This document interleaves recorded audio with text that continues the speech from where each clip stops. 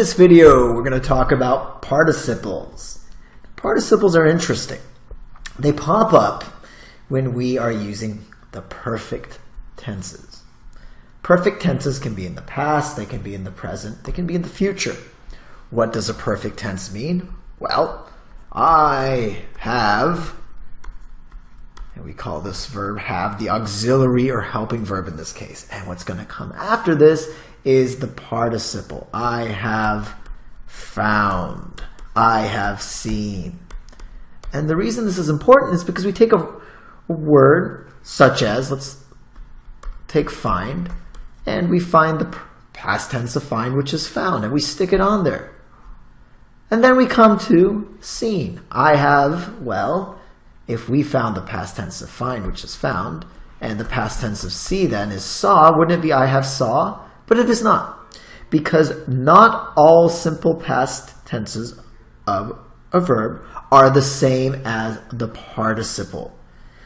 With found, it is the same. I found, I have found. But with words like see, it is not saw, but I have seen. So really, when you want to pay attention to participles is when they are irregular. That is, you would not expect, based on the past tense of a verb, for it to be something different from the past tense. And when it is, then it is irregular, such as seen.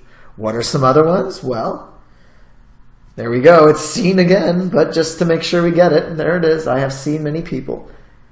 Here we have be. We had traveled. Notice that traveled is the same as the simple past. But we come down now to see, and what do we have? They have ridden. People think, hey, that sounds weird. Isn't it rode? But it is not. Rode is the simple past, but the participle of the verb ride is ridden. Other words that you take the past tense speak, the past tense of speak is spoke, and then you add an N to it. That is an irregular form of a participle which is spoken. So you can see that there are many of these. I could, in fact, could go on listing these for days and days. But I'm not going to do that.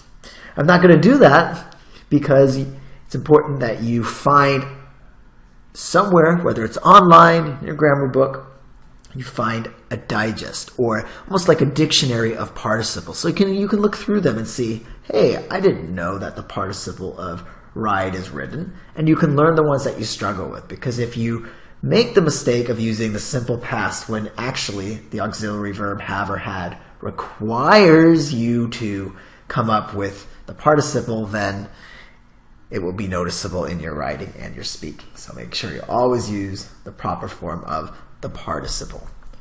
Now, we're not quite done. It's good to see some others here. As I said, go online, look somewhere else for a list, because there's hundreds of them. But a few more. So they have bought. So the verb is buy. Past tense is bought. And that's it. Nothing to do there. But suddenly, what do we have here in E? We have, well, I have swim is the present. Of course, that isn't correct. Don't worry. It's not I have swim, but I swim is the present.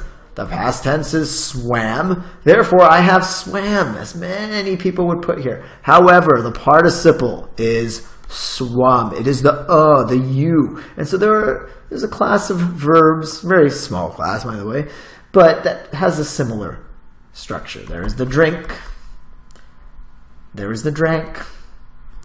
And if you have the participle of swim is swum, then you can anticipate that that drink will be drunk. The key, though, with the participles, you will always have that word have or had, because they can go with either the present tense, which we call the present perfect, or the past tense. So had swum would be past perfect. Here we have the present perfect, I have swum. And just like that, we have now know what participles are.